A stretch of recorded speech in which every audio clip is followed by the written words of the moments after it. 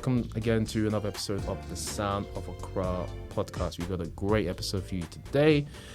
In the hot seat today, we have my man, the one and only Kobina Wood-Andoh. I'm saying it with a Ghanaian accent, guys. Kobina Wood-Andoh, or Kobina. How you doing, my guy? I'm doing great, bro. I'm doing really good. How are you doing? I'm doing great, man. I've been waiting for this one for quite some time now. I know we want to do an episode, I think just before lockdown or maybe during the lockdown period and do like a virtual one, but nothing's better than having someone in the flesh next to me, a fellow brother, a fellow Kobina, because I'm actually also Kobina as well. I don't know if you knew that. Papa Kobina. Yeah. The funny thing is, people complain about my middle names being my Ghanaian names being in the middle. So my full name, actually I won't give out my full name, but so you guys can try and I know my birth certificate or something like that. Right, but anyway, Papa Kobina is meant as like one of my middle Ghanaian names kind of thing. So I'm also Kobina as well, man. So hey, come on. Yeah, man. No wonder we have this kind of family connection kind of thing. I feel like you're actually my brother, and obviously, our families get on, which is fantastic. Man. But yeah, bro, it's great to have you on the show. Yes. How are you feeling? I feel all right. Yeah. What have you been up to? A lot, like work and just going on the grind and just taking life as it comes. That's what it's about, man. And because obviously the industry that you're based in, obviously it involves working with actual people than just doing stuff online. Yeah. I'm sure you're more busy than anything you've ever been before. Because of the lockdowns and things like that. Oh, definitely. Yeah. So I mean, if you're listening for the first time, guys, just to remind you, I go by the name of Adrian Daniels, and this is the Sound of Accra podcast. This is the show where we chat with colourful creatives and entrepreneurs from a Ghanaian heritage or interest, bringing you one step closer to Accra, promoting global Ghanaian excellence to the world. For today's episode, if you want to head over to thesoundofaccra.com/Kobina, that's Kobina, you'll be able to get all of the show notes, the references, the key links, and all of the resources from today's show. And be sure to subscribe and to leave us a review on Apple Podcast and to subscribe on YouTube and all of that good stuff. All right. Okay, I mean, let's get into the show. So usually, Kobina, I don't want to make the show predictable because I'll start talking about, okay, how did you get into this and all that kind of stuff. We can touch upon that a little bit later. Let's make it a little bit less predictable. Yeah. So I think let's talk about the industry that you're in right now. So Factual TV. Yeah. So you're producer, right? A TV producer? Yeah. I'm an assistant producer. Producer. Yeah. Okay, cool. We will talk about how you kind of got to that stage and why you went down that route. Let's talk about some of the shows that you've worked on, some of the shows that you actually enjoy watching outside of doing the job, and some of the shows maybe we've both watched, like some of the American TV, British, maybe factual TV shows that we've kind of grown up watching, or that's maybe made a wave on mainstream media and things like that. Maybe we can go into that. Yeah. No pressure. I mean, you can just share what you're comfortable with sharing and what you wanna and what you like, the ones that you like to work on and the ones you like to watch. Okay, so the programs I've worked on quite a lot of shows now. Because actually, we'll go into this bit a bit later. But like the television industry is a freelance industry, so everybody jumps from show to show to show. So my credits range from like I've done like Four in a Bed, Come Dine With Me, to like more serious stuff like Rich Kids Go Homeless, Born Famous. Yeah. That was like I've done loads of controversial sort of like topic. So like Channel 4, Channel 5 shows. That's Channel 4, Channel 5. They always have these kind of attention grabbing titles, doesn't it? Yeah. It's like, oh my gosh, like that looks interesting. Should I watch it? You know what I mean? That kind of thing. Yeah. I mean, Come Dine With Me is quite popular. It's quite very popular. Very popular. Yeah, that was quite fun to sort of work on. But more my background. Yeah, so in Factual TV, there's so many different departments with sort of genres within Factual. So there is Factual in general, then there's like history, Factual history, then there is observational documentaries, and there is documentaries. There's just so many things into it, and the reason why there's so many sort of departments within the Factual side in television is because of the way and how the program is shot. So actually, I worked on the Rap Game UK earlier this year. Okay. And normally you would think that is maybe a reality show or something like that. Yeah. I don't know. Have you watched the Rap Game? I haven't, but I've heard about it. You've heard of that? Yeah. I think it reminds me of a few shows that I used to kind of see maybe on MTV or... Yeah. Is it like Making the Band or so VH1 type of shows? Yeah, it's a music type of show. Actually, the format, it was originally from America. The producer, Jermaine Dupri, it was his show, yeah. Okay. It was his show. They brought UK And they brought it to the UK. There's so many shows like that, isn't there? Yeah. Yeah. So he sold the format onto the UK. So Kreps and Conan are the judges on there, but DJ Target present the program. No way. So yeah, it's a music show where at the end of it they kind of like win like a sort of deal or like to release a single or something like that. Yeah. But the way that program is a documentary, it's an observational doc. And the reason why that is an observational doc is because of the way how it's shot. So like you'd think it's a competition and that, but actually the show delves in the people's stories about how they got to. It's very clever the way how they do it. Because then they talk about like stuff about what they've got, not like what they've gone through. Because I don't believe. I'm not a believer where not every story has to be a sad story. It can be a happy story, like an X Factor. I don't. I'm not here for like stories that is exploiting people's vulnerability. No, it's just showing them about what they have gone through and all of that, but just showing a bit of a positive light to it. So like the Rap Game is an observational doc. There's a lot of my shows of observational documentaries I do. Okay. And why would you say it's called observational? Because essentially with these shows, it's just literally just people just trying to compete in in this kind of competition where eventually you'll be shortlisted to like the final maybe 1 or 2 or 3 or 4, and then obviously they win the prize. What's so observational about it? Because do you get to see what happens in their life outside of like maybe performing to the judges and things like that? Is that what you mean by observational?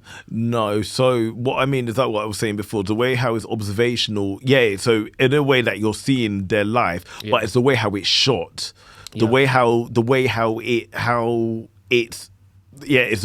feel of the program. It's the way how it's like, for instance, like X Factor is very like entertainment, like it's a very light, bouncy, whereas this one here, they do sort of delve in and talk about political stuff, like politically, like what's going on in the world, stuff what's going on with them in their past and all of that, where it's also a music show, but also a show that explores story. So it's a show that has a lot of storytelling to it. Whereas X Factor is probably it's like surface level, it's entertainment, you see a little bit of their life, but you don't like really get to see it as much as these types of shows where you really, I mean, the camera really follows around these people and you get to explore, get to know the person. But would you say it's something like The Apprentice? Is that more kind of observational because you kind of get to know the person outside of the boardroom and outside of doing the task in a sense? I would say the Apprentice is more factual entertainment. So factual entertainment is programs. So there's actually subcategories. There's some categories. So I would put the Apprentice within the category as Come Dine With Me. Okay. Actually, or like Fall in a Bed, because it is a sort of competition show, but you're not. But the thing with the Apprentice, they're not delving. It's not too much about their life. It's more about their personality and how they interact and how far they get into the competition. So it's more within that. So the same way format as Come Dine With Me, you're not going and finding it's not about their life story and that. It's about, they might just do a little backstory about the people, but it's more about how they cook and how they get and how far they do in the competition. And currently, right now, I'm working on MasterChef Amateurs at the moment. Fantastic. Yeah, so that series is actually coming out like next year. So we're still currently filming it. Right so much content out there. Like. Yeah, it's good. It's good. It's good. Job, yeah, it's good. And even MasterChef comes under Factual Entertainment because yes, they talk about their story in that, but it's more about how well they do in the competition and about their food journey. Yeah. So Raz, is that what I was saying? Observational doc is story. Like they push the story more than the it's more the story. The actual kind of like performance. Of what they're there to do. Kind of thing. And that also, makes sense. You don't know where the story can lead on to as well. It's true. Yeah. And it's quite interesting because these are the type of shows where the audience really connects with that. I wouldn't say the characters, with the real life people to taking part in the show. And you want to find out what's happening with them after the show finishes, and you go and follow them on social media. And you go and try and subscribe to different things, and it makes a lot of sense. Wow, okay, cool, man. Definitely. I think you've definitely worked on a very interesting portfolio of projects. So congratulations with that. Oh, thank you. Cheers. I mean, Factual TV. Factual, a little bit reality. I've watched quite a bit of Factual TV growing up, but I think more so kind of maybe like reality TV, but that's more kind of produced. It's not really fully organic. So like the Big Brothers, Flavor of Love, Making the Band. God. I don't know. I think these are probably some of the reality factual kind of TV. Kind of, maybe not as factual. I put it as reality. That's more reality. Yeah, that's more reality in a way. Yeah, because it's like it's like, for instance, Love Island is reality TV, like shows like Geordie Shore, shows like Just Tattoos and all of that, or actually now even there's a Married at First Sight UK. Yeah. Oh wow! I think I've seen that one. Oh, that's my show. I love it. Absolutely. One thing is, I do love watching reality TV. Actually, is that the one? Have you watched? There's another one called Love Is Blind. Not Love Is Blind. 90 Days. 90, oh yeah, yes. Discovery 90, Plus. Yeah. I watched a little bit of that. Yeah. I've got a Discovery Plus subscription. Yeah. Undercover Billionaire was another show I really enjoyed. Yeah. And that was factual. Yeah. And I really enjoyed that. And then I went on to kind of consume the rest of their content that they produced. 90 Day Fiancé is a very, very interesting concept. Very interesting concept. Very interesting. Very emotional as well. It's like, wow, I don't know what to feel. I don't know how to feel here. Yeah, that's a wild one. That is a wild one, and that is like, oh yeah. But even like Married at First Sight UK, that there is you know what? That could even be from reality / observational documentary, because the feel of it is a reality show, but actually they delve in more about their story. So there's loads of storytelling within Married at First Sight UK where it's like, and including Love Is Blind, it's a reality show, but there's a lot of storytelling where you don't know what could happen, where the story can go. So that's why that comes into an observational doc. And I think it makes for a compelling watch, because it makes the audience want to kind of continue to watch to see what happens next, kind of thing. Right. Whereas with something like Big Brother, just like it's a bit more predictable. Like, okay, this person, you see what this character's like. It's gone now, isn't it? It's finally gone. After all those years. But I think it was like, that was. It's not really factual. I wouldn't know, but anyway, that's a conversation for another day. Yeah. But talk us. You've clearly worked on quite a number of projects. Yeah. Were there any projects that you worked on that that flopped, that weren't very successful, that maybe got axed after you worked on it, and maybe you weren't happy about that?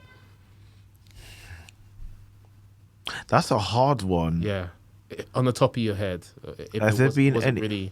Not really any flops that you've worked on. I haven't worked on a flop. I don't think. Not even to blow my own trumpet, but I don't think I've either worked. But then the thing about with what I work on, it's normally a documentary is like a single hand doc in that way. So sometimes there's no story, there's nothing to follow up it after. Like I did a show on Channel 4 called Born Famous, and it had like Gordon Ramsay, Mel B, Paul Ince. So basically, Paul Ince. So it had all of them. So basically, the program was about celebrities. Their children go back to go back to their parents' hometown and see what life would have been like if they hadn't found fame. Okay. Yeah. So wow. That's quite an interesting concept. It's a very interesting concept, and I mean that was a one-off. That was a one-off series. It was a documentary series, but it didn't come back again. Okay, so it really didn't. So basically, what you're saying is these are some example of shows that maybe they just had like a season. If anything, it had a season. It had a season, and not everything is about a flop. Sometimes it might just be if the channel are willing to recommission it again,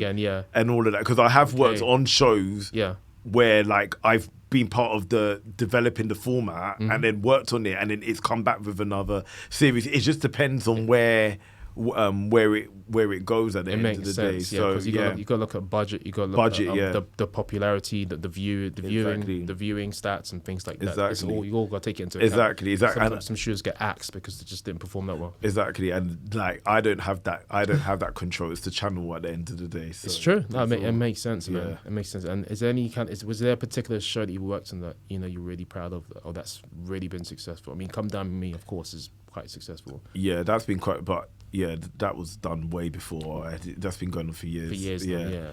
What show have I would say... Or your favourite show maybe you worked on? I would always... Actually, there's a show that I worked on. It's coming on Channel 5. It's meant to be... I don't know when... It should be coming out sometime this year or maybe early next year. There's quite a few. Actually, I was proud of the rap game. Yeah, I was really proud of. I was really proud of the rap game. It's a fun one, isn't it? That was a fun one. I was proud of that because like the team, like we worked so well as a team, to collaborate and to put out some good content. On there. What other show I really enjoyed? I worked on a show a couple years ago, Rich Kid's Skint Holiday. Okay, I've seen a little bit of one episode. Yeah. I really enjoyed it. It's not everybody's cup of tea, and you know what? To be quite honest, I don't get offended if people don't watch the shows I work on. It's like it's everyone. Because I know. I think we're in a couple of WhatsApp groups. I know you share some of the work you've done. Exactly. But then I know, but it's also and the thing is, watching is all subjective. Some of what I like, you might not like at the end of the day. So I was like, it's not that deep. It's very true. Yeah, but I worked on a show called Rich Kid Skint Holiday, and that was a good show because there was a show Rich Kids Go Skint that was already established, that was already there, and then it came out with another series, but they wanted to do like a sort of spin-off series of it, and it was like, and then they were like, and the show is basically about like a rich kid, and they go to a family that are I hate saying the word poor because it's not that they're poor. And that's just not as fortunate. It's a stigma. It's not as fortunate. I think they need to get that stigma of it. It's not that they're poor. They're just they don't have as much at the end of the day. But then the rich kid goes on holiday with with that family, and then see what life is like. Like you don't need a lot of money to just have a bit of fun. Yeah. But that show got recommissioned. Nice. So it must have been quite. Yeah, for the series the series that we worked on, we made it. Yeah. We made it good, and then then it came back. So I was proud of that. So that was a bit long-winded. No, it's fine. I think those are some of the concepts that are quite popular with a Channel 4, Channel 5 production. Like they'll take these interesting concepts, like a wife swap kind of concept. Like this person, maybe this family's doing really well, and this family's not doing so well, and then they swap them around, and their life gets changed because they see a whole new perspective of life, kind of thing, and experience what it's like to be somebody else's shoes. Yeah. So those kind of concepts, like this kind of, I wouldn't say it's fantasy, but it's like what if kind of concept. Those concepts, those TV shows, they really bring things to life as well. Actually, while I've got you here, let's quickly diverge a little bit. Okay. Before I want to go to the next segment. No, that's fine. So I think I mean, right now we're recording in October, it's Black History Month. Feel free to share what you want to share. Okay. And I think we just did I'm not saying that you probably weren't involved in some of the shows, but I think Channel 4, was it the week or Black to Front for a day. Yeah. Tell us your thoughts on that, actually, because that was quite interesting. I thought it was amazing. I really enjoyed the concept of it. I was actually meant to work on a program for it, but really? but then something else. So I could have actually been part of it, but decided to do something else. But but I feel like Black to Front was good, and like I just hope. My only thing about certain stuff is like. Why do, because everything was good, and I think that this is, I know some people complain about why they complain. You know what, those people who complain a lot kind of look deep inside and just take a step back and think. My only thing is that I want it to be a thing where like implement Black programs on a weekly basis, not just have a day. Yeah. But then there's a bit. But then I am impressed of this is, but God's willing, this is a start. Yeah. And the shows, I literally watched that all day. I was working in between. I don't know how you did it. I was working in between, but I was just like, I'm gonna go, because some of my friends worked on some of the programs, so I wanted to watch it even to support my my friends, colleagues who I've worked with, but also like. There's no point of me like screaming, oh yeah, like we need some change and all of that, whereas where I'm not exactly supporting the thing at the end of the day. I don't know. Sometimes I feel like our community at times we're very quick to criticize without even watching. Because I remember there was even criticism before it had even come out on the TV. Why would people try and criticize something good? I don't know. Yeah, there's always gonna be critics on anything and wherever you go. Yeah, that's just the name of the game. No, I agree with you. I just hope that this is just a start where we just start. I don't want to be seen. Oh, one day. It needs to be all across across the board. Yeah. And what is also important is there needs to be diversity reflected from. If you see it on the screen, but behind the scenes, it can't just be a whole white crew and you don't see any. Body, especially if you're making a project based about Black people. Yeah, I need to see half that crew, even the senior people. They all need to be.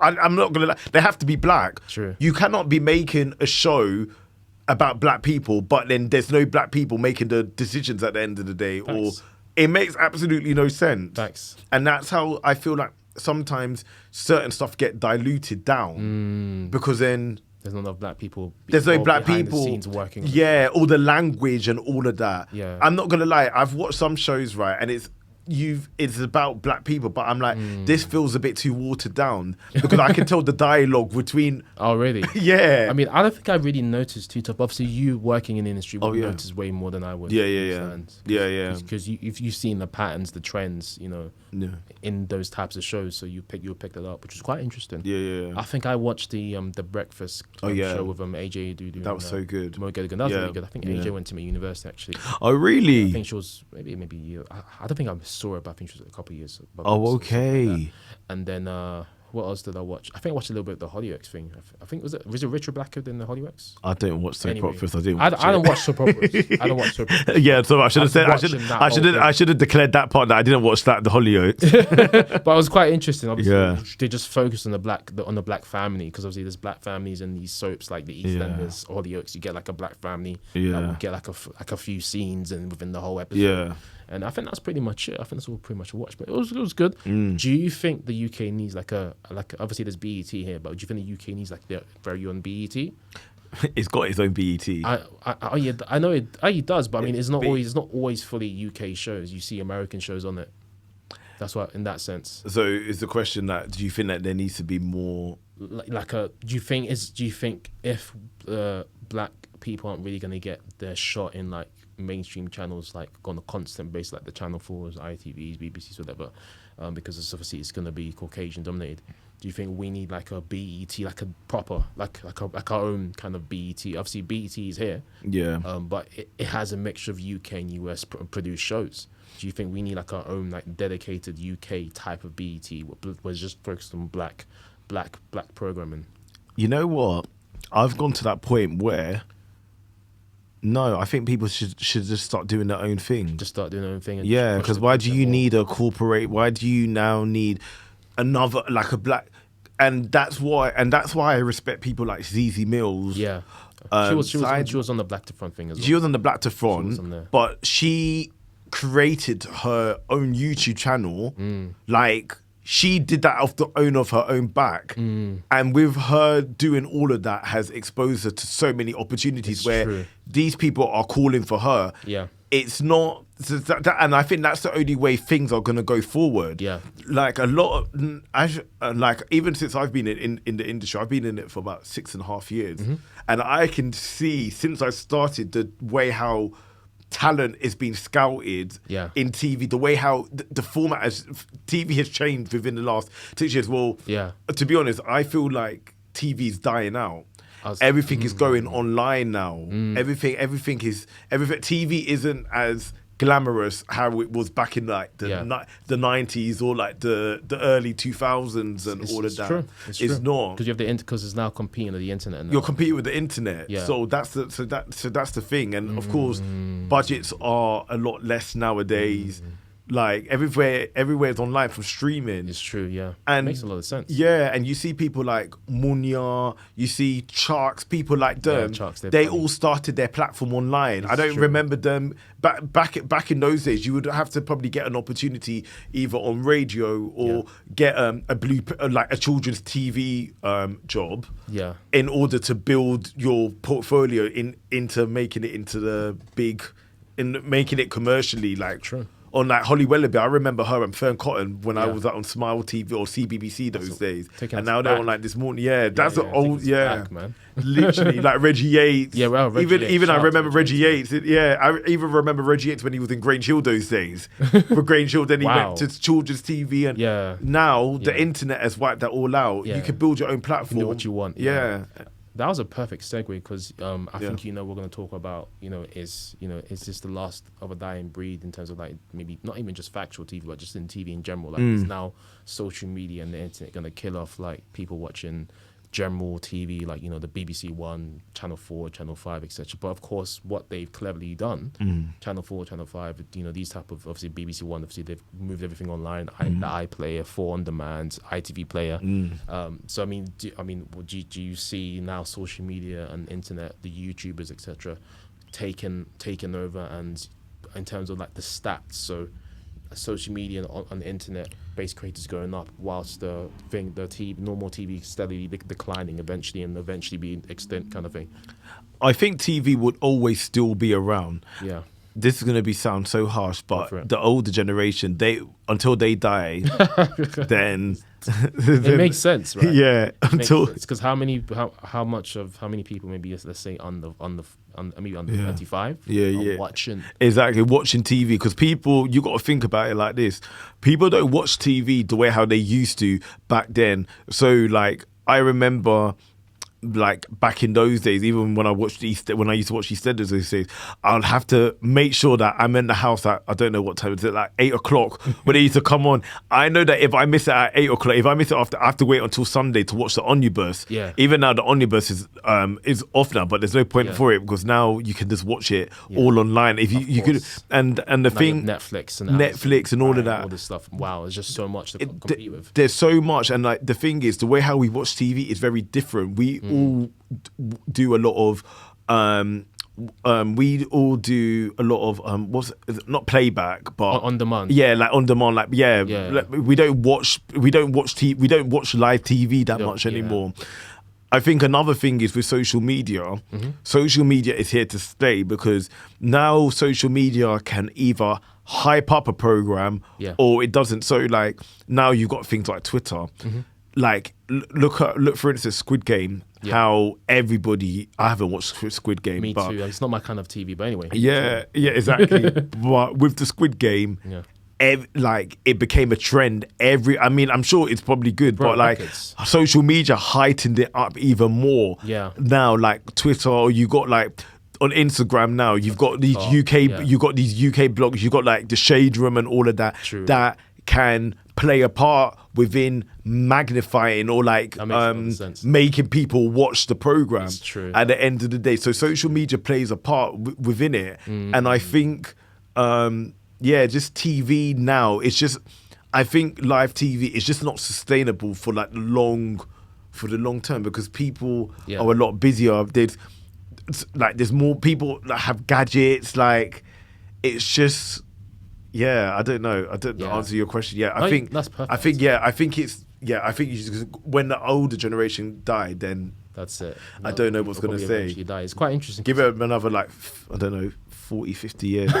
No, maybe like, 40, no, maybe 35, Let me say, Probably about that time. Yeah. Hopefully, obviously, we're all still around. Yeah, for real. Yeah, like, it's interesting points, because I think in season 2, I had Jesse, and he was actually with me on the other episode we did in season 3. Yeah. And we kind of touched upon, like, the death of TV and things like that, and how now kind of like creators are taking control of their own kind of content, and people can rather consume in that than consuming actual produced TV and content as well. So I think this is the trend now. The trend of independent creators trying to take over, a whole kind of corporation of content creators and things like that.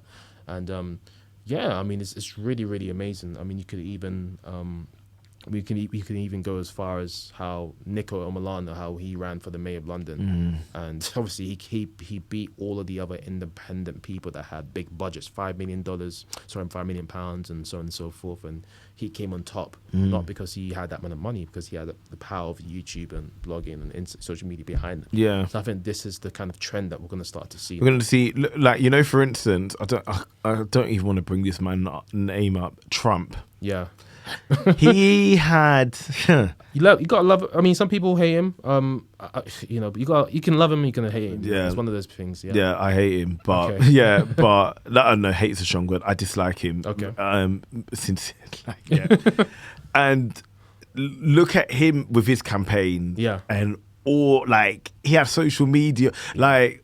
He said something and it was so shady. It was about Hillary Clinton, and when he was like, "Oh, she got all of these, like Beyonce and all of these people to do the campaign, and still he beat." And still he beat. Yeah, and it's but I mean, he's got people that doing his dirty work for him and that. But social media played a massive part within it. Like, wasn't there a thing where they started? I think wasn't it from then? Oh, somebody might shoot me in the foot on this one, because I don't know if I'm saying wrong information on this, but I think that's when, anything political or anything, if you were write it on Twitter, they would censor it on like Twitter. Or I remember when people were doing voting when it was against Trump and Biden, and then like any tweet, like any Trump tweet or something like that, they had to, I don't know, people couldn't say who they were voting for or something like that, because of influence or something like that, Yeah, I think that's with the most recent 2020 campaign, right? I think social media also helped to, I mean, this is my theory, I think social media helped to play a part in of course. Biden winning this time. Because obviously a whole group of people didn't like Trump. But then they can't declare whether they're voting, because that was the thing, celebrities, they couldn't, they were not allowed to say who you were voting for. There was a censor within that. I think as long as it was Trump, that they were like getting cancelled. They were getting cancelled, but I think actually, no, tell a lie. I think even when it was the Biden, see, this is I need to do, because I think there was people like Kim Kardashian and all of that. I think they voted for Biden, but they couldn't say it. They were like, I voted, get your votes up and that, but. Yeah, but then there were others that came out like proudly, like The Rock. But then you had like 50 Cent. 50 Cent actually voted for Trump because he didn't want to be called He didn't want to be 5 Cent or whatever you call it. That's what he said, because obviously Biden's heavily taxing the rich. Yeah. But then something happened. I think Chelsea, whatever her name is, maybe convinced him to. I don't know what she did, but convinced him to vote for Biden, and he came out saying, "F Trump, I'm gonna vote for Biden." Anyway, man. Yeah. But anyway, I won't too focus too much on the 2020 election. That's in the past. That's been there, done. But what we're talking about essentially is the role social media and online marketing and internet has in today's generation. Massive part to play. Let's keep this going, Kobe. This is good content so far. Tell us, are there any particular shows when you're not working that you enjoy watching, like Factual TV, maybe you've grown up watching? I think you may have mentioned a couple. Yeah, so I watch a lot of, like, I do watch like some documentaries and that, but I do love reality TV, like it was like Love Island, Married at First Sight UK, like Love is Blind. I do like a few dramas. There's a drama on Netflix. Okay. It's called, I don't know. Say what you're comfortable to say. You know, I can say it. No, it's called Sex Education. Okay. It's on Netflix. Okay. But it's actually really good. Okay. It's really good. It's a good drama.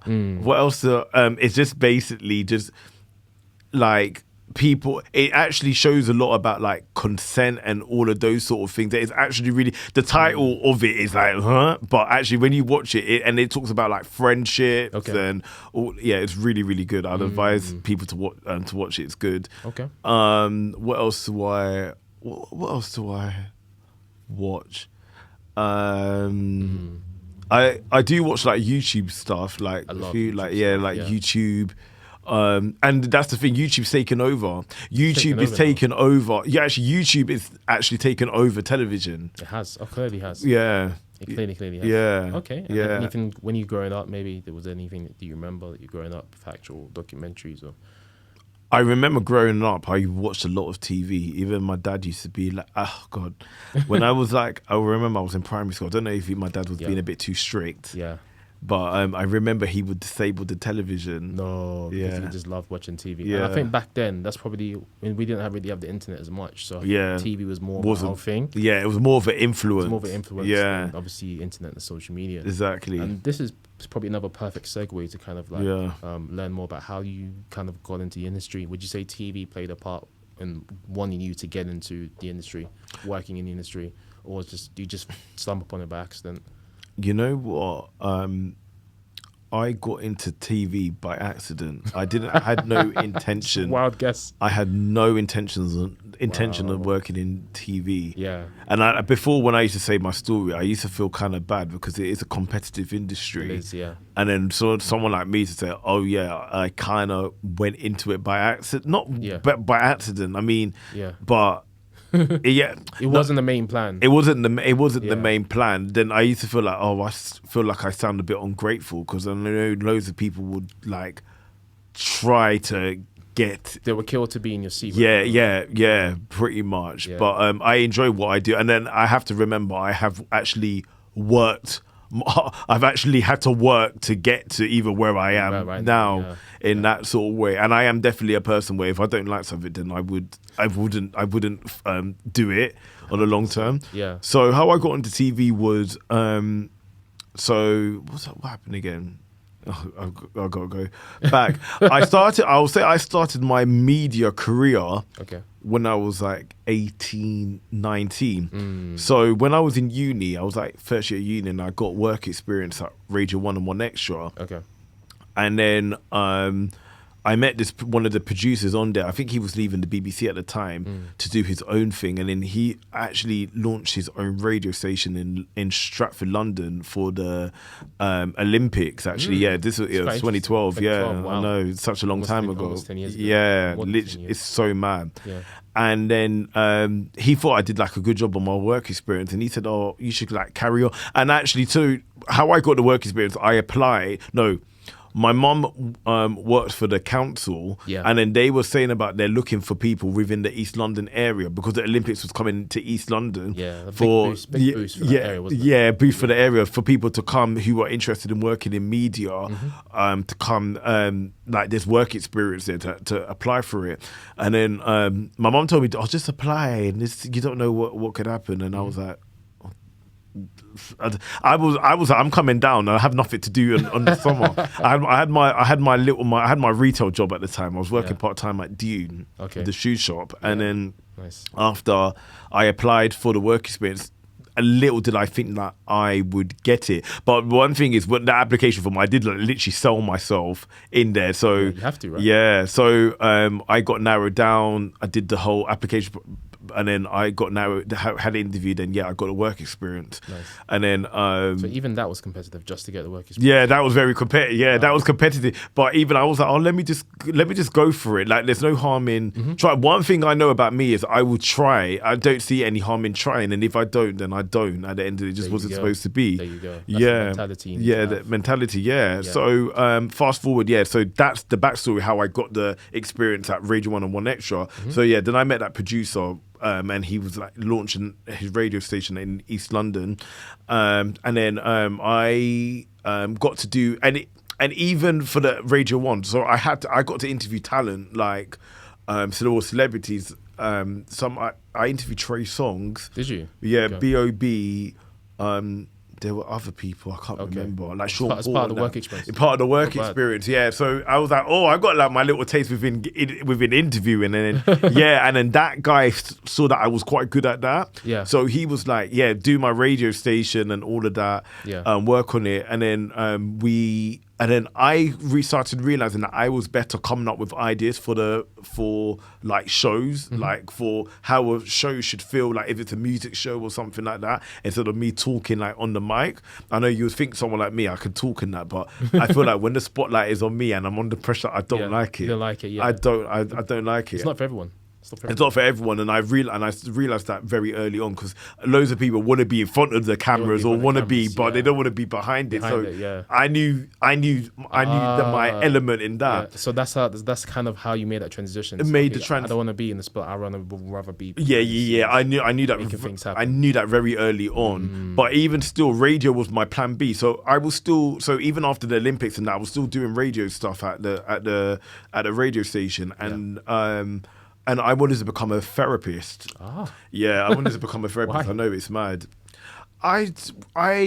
I'm very interested within the mind and the way how people act. Even when I'm doing it in TV, like when I'm like meeting people, I'm very noticing. I'm like, oh, that's quite interesting. And I think I was very interested within the mind. Yeah, the curious. Yeah. Psychology. Did you take psychology at school at any point, by any chance? Yeah. Okay. Cool. Yeah. Because that probably made the fact was probably a contributing factor. Yeah. I did as well. Exactly. Yeah. Exactly that. Yeah. Exactly that. So yeah. So I was like, yeah, this is my thing. So when I finished uni, I knew that I was going to do drama therapy for. Because it was drama therapy, that was the type of therapy I wanted to get into. So drama therapy is using like puppets and all of those sort of things there to kind of communicate to people in a way. It's a very interesting. Type in drama therapy. Drama therapy, okay. And guys, it's interesting. I mean, we'll put it in the show notes. Don't worry. Yeah, it was good. So.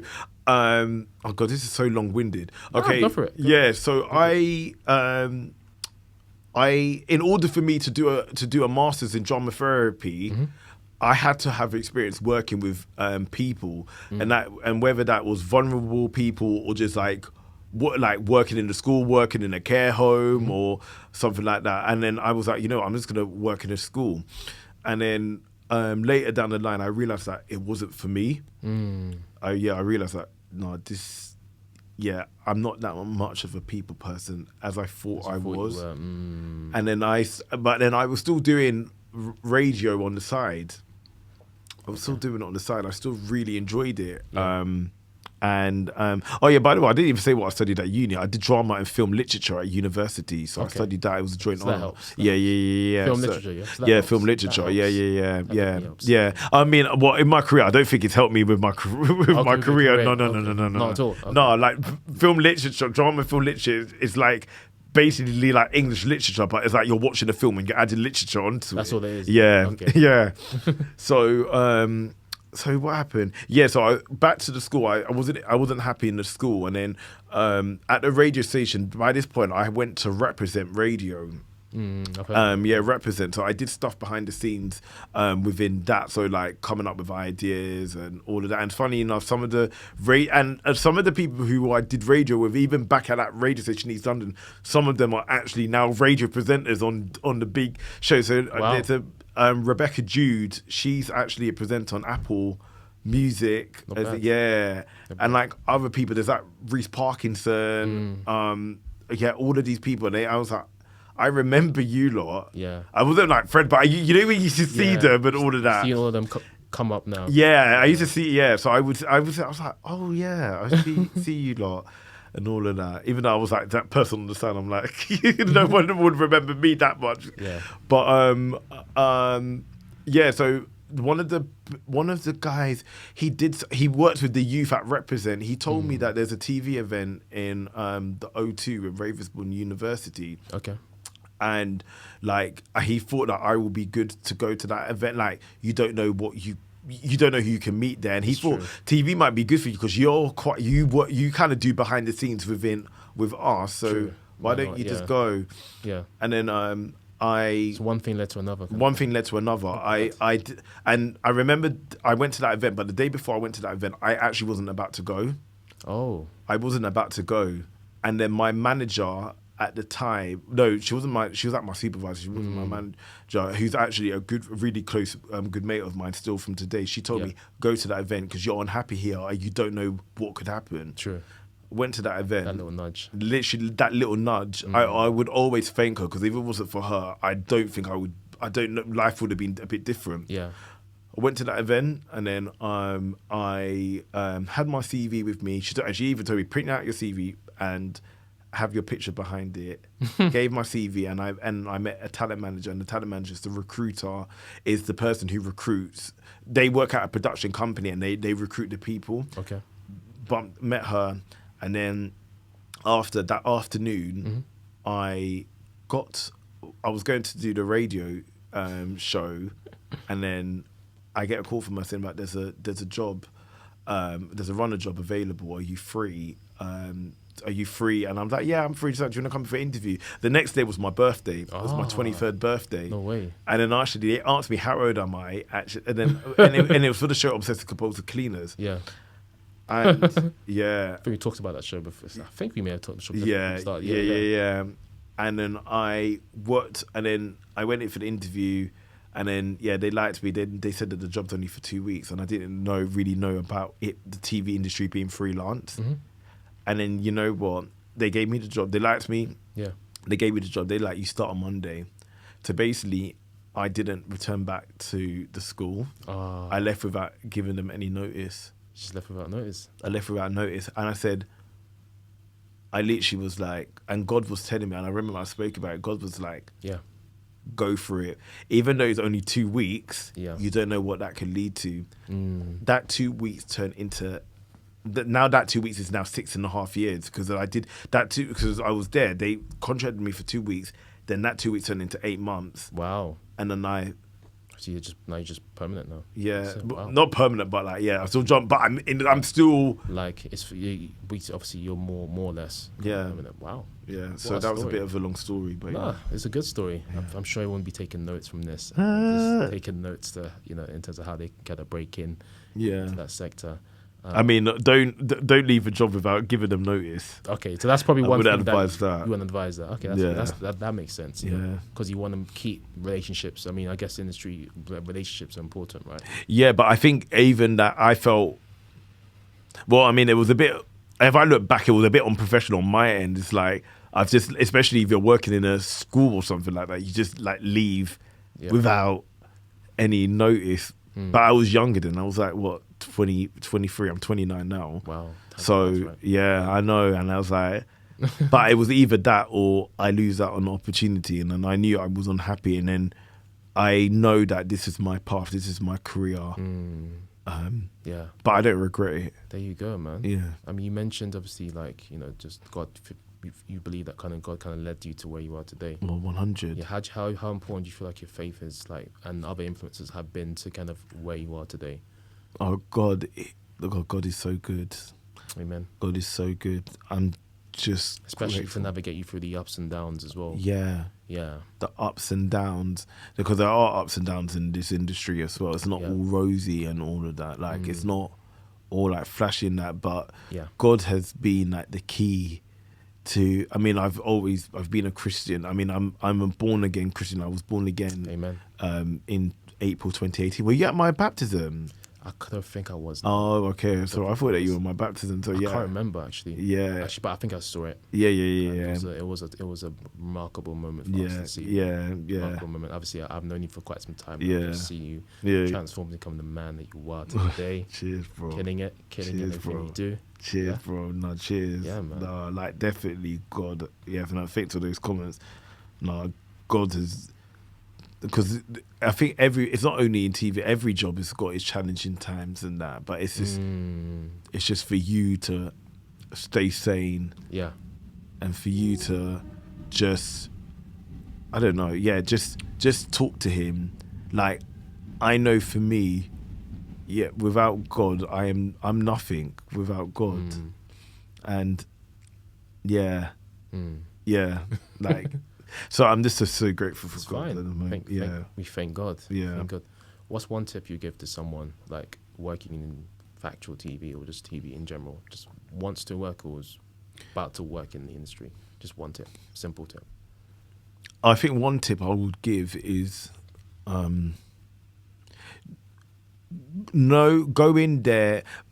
You know what? And I think I've even said it before, but I think it's like, yeah, it's all well and good. You want to be creative, but what do you creative? It's such a broad sense. It's such a broad sentence. But go in. Do you like? I think if you want to, and the thing about TV is, but then it's on the other end, because then my industry is, you see a lot of the people as like white middle class people, like where they've got connections within the industry.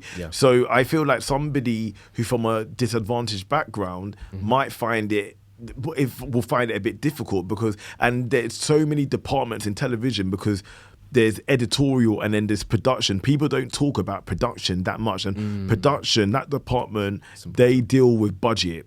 They deal within like sort of hiring like runners and all of that. Like, they come up with the logistics within like certain stuff within the schedule and all of that, and that doesn't really get spoken about. It's underrated. Yeah, it's underrated. Definitely. So what I would advise somebody trying to get into the industry, try to find out what you want to do within the industry, because you might think that, oh, I want to like, if you're going to come in, let's say in the mindset that you want to make programs, I definitely say you don't. It's not. It's. I wouldn't say, they always say, oh, you know how to shoot and all of that, but there's some people who are non-shooters who don't know how to shoot and all. But if you're very interested in coming up with ideas, and knowing getting access into places and all that, like if you come up with an idea, like, I don't know, you want to film, in, oh, this is such a basic idea. You want to do a documentary about filming in Fort Park. The first thing they're going to ask is, do you have access?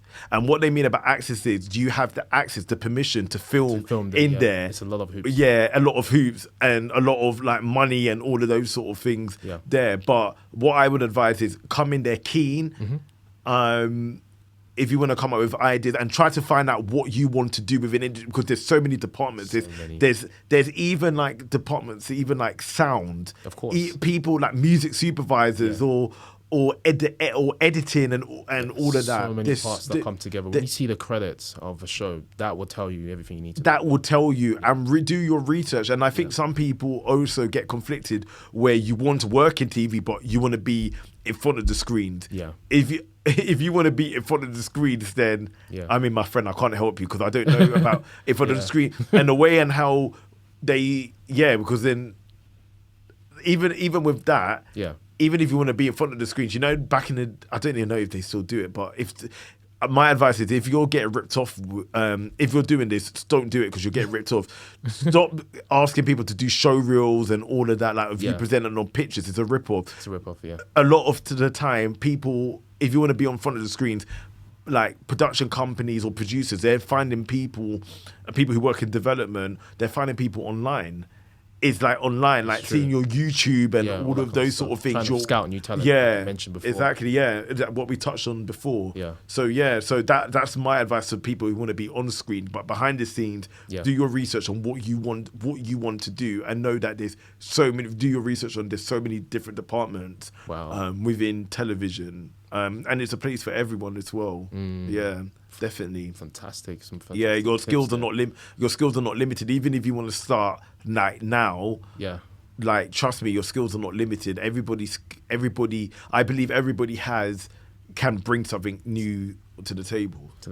So and that's where we are right now, on the table. Kobe, you've been a fantastic guest. Thank you. You said Kobe, it's Kobina. Still work in progress. Please forgive me. Kobina, you've been a fantastic guest so far, man. just to bring this to a close, actually. So this is one question sometimes I ask guests. So if I mention Accra to you, what thoughts, feelings, ideas, emotions come to mind? I'm not sure the last time you were in Accra. This is the sound of Accra. What kind of thoughts, feelings come to mind when someone mentions the word Accra to you? That's a good question. Yeah. The minute I hear Accra, and funny, it's so interesting that you say that, because when you say it, I'm like, oh, it takes me back to Ghana. So yeah, of course, it takes me back to my heritage, obviously, as Ghana. It takes me back to like the city, what's it like, the football stadium? Where's that? Accra football stadium. Yeah, the Accra football stadium. But I just think of like Osu, like the central bits of, or like Accra Mall. It just, or like Golden Tulip. It just takes me back to like the good times in like Ghana, Ghana, or like Moving Pick, yeah. Like and also like the streets, like the market, like me getting my kelewele with like kebab. Jeez.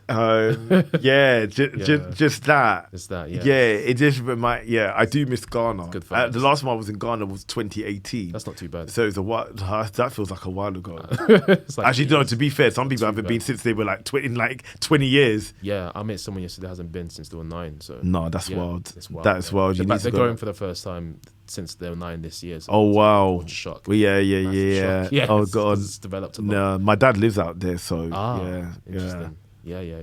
So wow, man. We're going there. Yeah.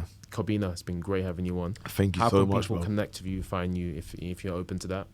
Yeah, so you can find me on I'm gonna say my Twitter handle. So my Twitter handle, and I say this story all the time when I've done podcasts.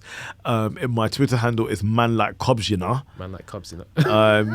Man Like Kobina. Do you want to spell that out? Yeah, so it's MAN. Yeah. LIKE. Okay. KOBZ UNA. Okay. So, and the reason, there's a story behind that. The reason why I put that there was because I didn't want employers to find me on social media, and then I went viral on Twitter, and then they managed to find me. Yeah, I wrote a tweet and I went viral. Oh, okay. And then people found me. Yeah, people found me. And then my Instagram is this is Kobi Woods. Okay. So THISKOBI WOODS. Because this is Kobi Woods. Yeah, man. So yeah, some nice recent pictures on there. Hey, fashion game is on the 100,000, man. Mate, I'm trying to catch up, man. Mate, you're not that bad, bro. We're trying. I'm learning. I'm taking notes every time I see a picture. I'm taking notes, man. Hey. Oh God. Medasi P.